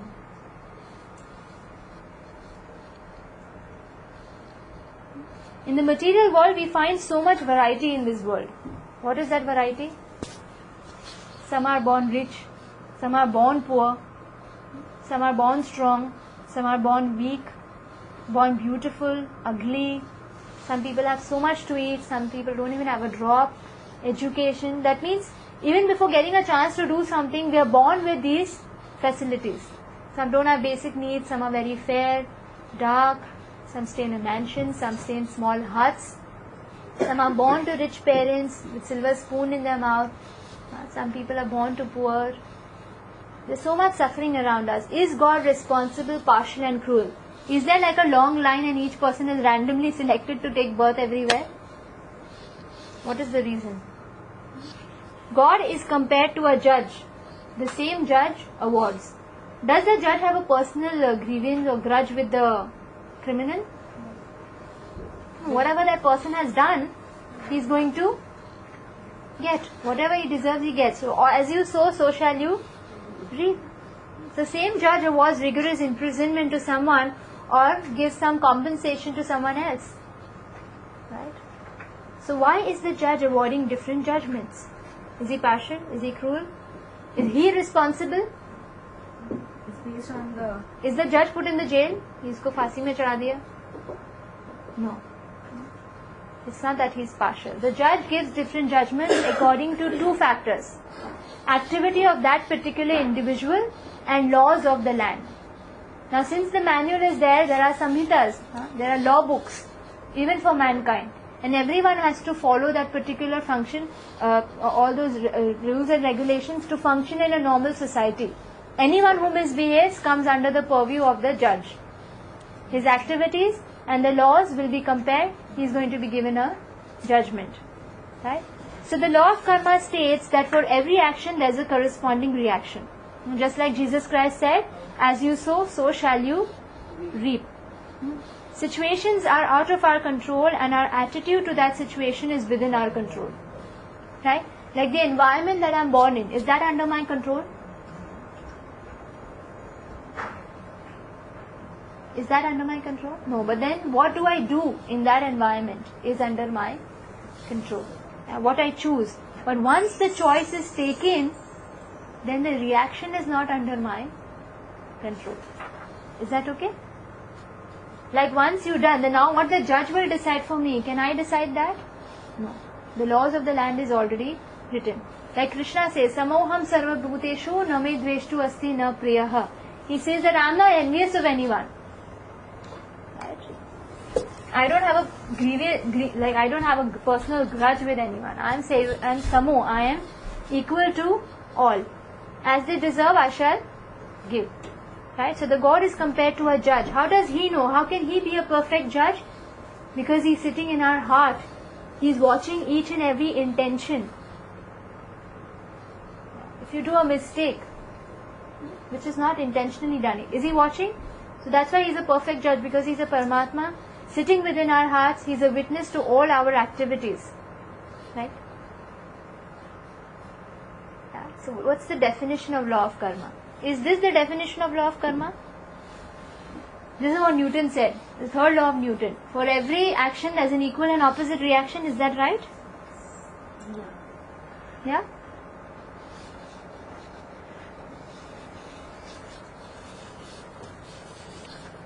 So if a girl, when she was being molested, she kills someone, and another person also has killed someone, will they both get the same punishment? But you said every action has an equal and opposite reaction. Intention. The motive. There are so many factors which are applicable. Intention, the time, the situation, the motivation, the agenda, the purpose, what was the situation that person was in. So many factors have to be taken into. So law of karma is extremely intricate. It's very difficult to say that why this person is suffering in this way. What has this person done? In a lot of time, it's the past karmas. Of course it's past. Like the judge will take decision on what that person has done in his past. Right? So here we have to understand that like just a person doesn't have a ticket, but he is a railway employee. So he has this pass. Right? So he's not going to be charged. So there are different things which are applicable. So law of karma is very intricate. So a lot of times people tell us, they come to the temple and say, oh, this person has done good throughout their life. Why are they suffering so much? It's obviously something from the past. Past karma, past life. Doesn't depend that you'll get it only in this lifetime. So as you sow, so shall you reap. When you have sown mango seeds, will you get neem leaves? But it's generations later. Isn't it? So you have to understand that now that I am suffering is because of some seeds I have sown in the past. So how does this law of karma function? How does it work basically? There you go. Now these are the factors that we need to understand. Number one, who am I? We did this. Who are we? Are we this body? With the soul. With the soul. Correct? Where am I? I'm in this material world. What situation am I in? I'm in this material body given to me. What am I bound by? 3 modes. What's controlling me? The time factor is controlling me. Am I independent? I can't stop that universal time cycle. I can't stop the 6 changes of my body. So time controls me. Who is watching me? Paramatma. Is this much understood? This is what we did in all the 4 sessions so far. How does everything start? How does law of karma start? With the desire of the soul. Who executes it? A combination of these 4 things. This material world is the infrastructure. The material body is the facility. The 3 modes will make us do to fulfill that desire. And what is the time factor? It brings us to that particular situation. All these 4 combine to simply execute my desire. Are they responsible?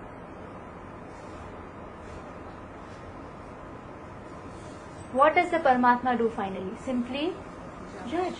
This is how law of karma works. Begins with, is the judge partial, cruel? Is God responsible for our actions or reactions? He chose to act in a particular way. For example is given, like if you go to a restaurant, you place the order with the waiter, with the helper, and what does he do? He goes and informs it to the chef. And when he gets you that thing, suppose you ordered pizza, when the pizza comes on the table, you say, no, I want a dosa. What will happen? It will take some time. It will take some time for it to come. Right? Eventually, can you just walk out of the restaurant like that? You have to pay for what you've enjoyed, what you've eaten. So just like that customer is like the soul whose desire is placed, that waiter or the chef is like that material world, material body, 3 modes and time factor, which is getting everything ready on the table. And then the cashier is the judge, whom we have to pay for what we have eaten.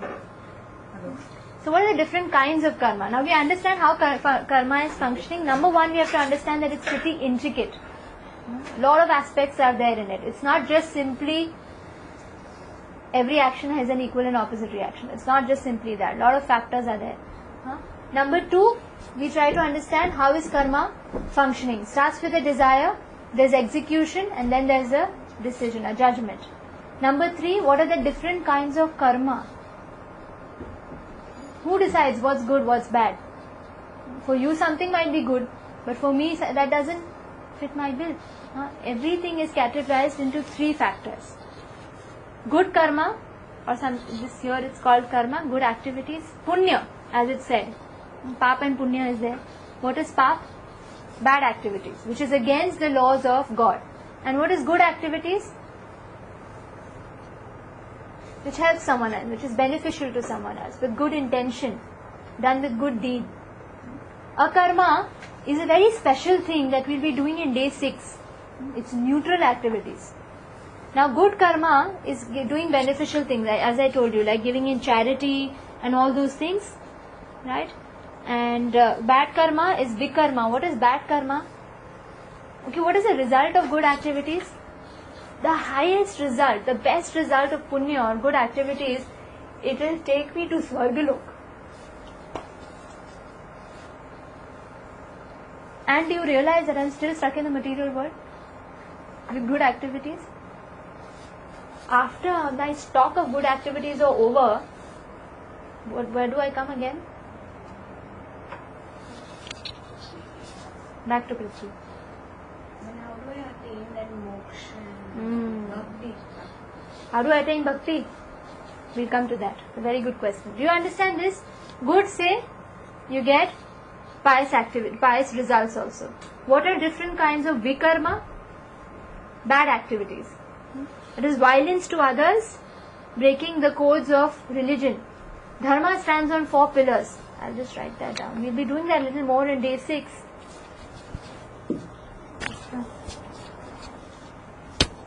Dharma, or for a society to function properly, effectively, there are 4 things which are extremely essential. Satyam, Shaucham, Tapa and Daya. Satyam is truth, Shaucham is cleanliness, Tapa is austerity, and Daya is mercy.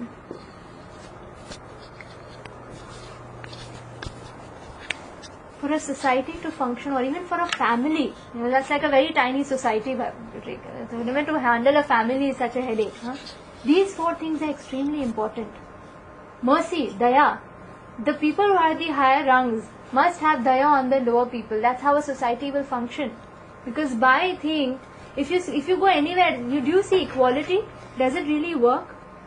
A father has to be a father, mother has to be a mother, children have to be children. Can you say that we are equals? All of us will take decisions. There has to be a head. Yeah. Why is he a head? Yeah, he provides. And he's intelligent, he's responsible. So there's always going to be a hierarchy. And that person who's at the top hierarchy must have mercy. Everyone living in a society must have austerity of tolerance, tolerating each other. Everyone has faults, correct? So if we tolerate, that's how a society is going to function. Truth, honesty, loyalty or dedication to each other. That's a pillar of dharma. It's a pillar of religion. And finally, cleanliness outside and inside as well. These 4 things are very important for a society to function properly. These are the pillars of dharma. Satyam, Shaucham, Tapa and Daya. Shaucham is cleanliness, Satyam is truth, Tapa is austerity, Daya is mercy. These are pillars of What is austerity, you said? Tapa. And cleanliness? Shaucham. Side is difficult. Shaucham. Satyam, Shaucham, Tapa, Daya. Is that okay? These are the 4 pillars of religion. Now Vikarma. Why did I discuss this? Because we're coming to Vikarma. Activities which support these 4 things is good karma. Activities which break the legs of dharma, break this religious principles, is Vikarma. Slaughter of animals, violence, unnecessary, is breaking the principle of mercy. That's why meat eating is unnecessary. I'm going to always add that thing. Unnecessary violence. Meat eating is Vikarma number 1. Vikarma number 2 is gambling. Can you say the truth and gamble? मेरा पैसा लुट जाएगा. Gambling makes you practice the art of lying. Honesty in you is gone. In fact, gamblers have... it is said, gamblers, wine and women, they always go together. So that is losing the truth in you. Austerity is lost by illicit relations or sex out of marriage, having extramarital affairs or not sticking to one partner. That breaks the austerity in a person, or that breaks the cleanliness in a person. Sorry. And what does austerity break? Now what does alcoholism, or rather intoxication, breaks? The austerity in a person. Because if you've had a good drink last night, can you get up in the morning even? No. Liquor have broken houses, drugs, all these things are heavy intoxication. So what are the 4 major vikarma? Meat eating. For austerity there is, what is that I said? Intoxication. Any type of intoxication. Truth, gambling. Cleanliness is illicit. Sex. And all activities which support these 4 is under the purview of Vikarma, and you get reactions for it accordingly. So do we get the time? Now with good activities we're going higher in the 14 planetary systems. So it's obvious that with bad activities, where will you go? Patal, Vikal, Atal, lot of options. 7 options. Bad results, hellish situations. So what is the third option? What is akarma? Akarma is such an activity that is neutral. You don't get any punya, you don't get any pap. In fact, that only purifies you and awakens the soul. That is a karma. That is what we're going to discuss in day 6. So what is good? Karma or vikarma? Karma. Karma is better. And what is better? Akarma or karma? The karma. Should be akarma, because it's neutral. It's not giving me any bad reactions. It's not even giving me good reactions, because good reactions are simply being back to this material world. Akarma is a facility, is actually what the action plan is, which the Gita speaks about. When Arjuna acted on that battlefield, what he got was akarma. He got simply spiritual credits. Service to Sri Krishna is what he was doing in the battlefield. At the same time, same activity of fighting was being performed by Duryodhana. What was he getting? Bad karma, vikarma. Right? So if you see, apparently both of them are doing the same things on the battlefield. Although one was getting spiritual credits and the other person was getting bad credits. The only difference was the matter of their consciousness. One was doing it for his own greed, own lust, own pride. The other person was doing it simply for Krishna, the order of the Supreme Personality of Godhead. So that is akarma, when you do something for the pleasure of the Lord, not for our own sense gratification. That is what akarma is all about. How to practice akarma is entirely the session of day 6. Practical solutions. So we get the type of karmas. Is that clear? What's the duration? How do we understand duration? How do I know? Now sometimes a karma is like instant. Like in an ATM you get immediately money. If someone gives you a check, you will have to wait for the payment to come. So some karmas you get immediate, like mustard seeds. They immediately grow. In 3 months you have crops. Coconut takes time because it goes to the foundation and everything. So each karma doesn't mean that I've done something bad and I'll immediately get it. It might come in some other lifetime. So same way, when I've done something good, just sudden cash, suddenly some good things have come up in your life. A good time you're becoming very lucky again and again. What is it? Simple luck? Chance? No. It's good karma in some other lifetime which has come back. Classic example, dog in a Mercedes. You remember that? Right? So sometimes like an instant slap or some court case, a delayed court case. Just like example of this is Dhritarashtra. What happened? Matter of 18 days he lost his 100 children, all of them, and he was born blind also, to top over that, which made him ineligible for kingship. So then he asked Krishna, after the entire Kurukshetra war, he said, how is it possible? So Krishna said, 50 lifetimes back, you were born as a hunter and you killed 100 children of a sparrow in one. He actually put fire to the nest, so all the 100 children of the sparrow died, and he blinded the sparrow. So after that particular vikarma, that activity of violence, that mercy that he broke, came to him 50 lifetimes later, whereas 100 children were wiped out in one war. Actually, Kshatriyas they are fighting so many wars, but in one war to lose out all children, it's a huge thing. And then even being born blind. So his question was, but what was I doing for 50 lifetimes? Why I didn't get it in installment? Why just like that? So he said, you were collecting the punya to get 100 children. You were collecting the Punya to get 100 children.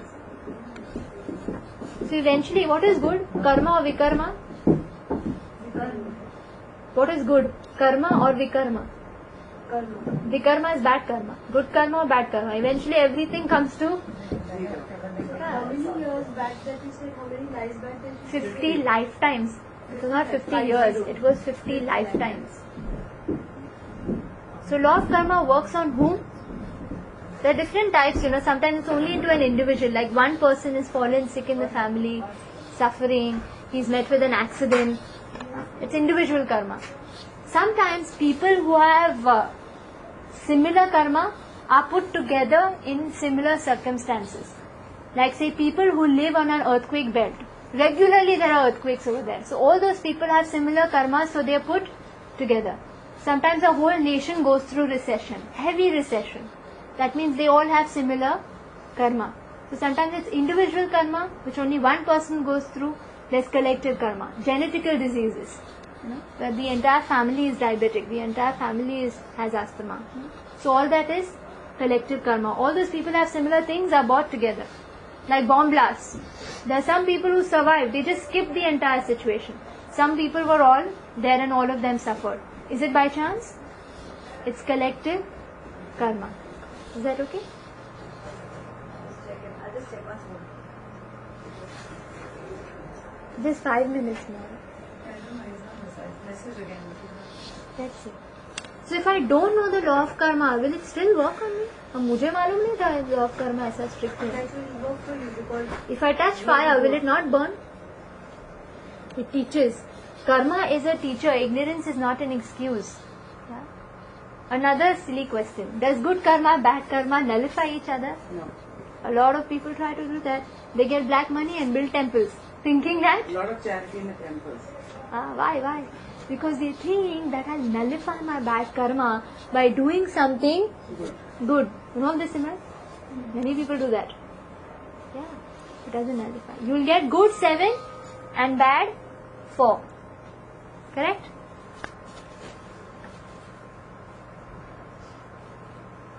You will enjoy 7 good reactions, suffer for 4 bad reactions separately and at another time. Right? It's just like, you have these big gigantic silos and they're like granary tanks. Every time you have a harvest, you put it in the silo. Every year's harvest is gone inside.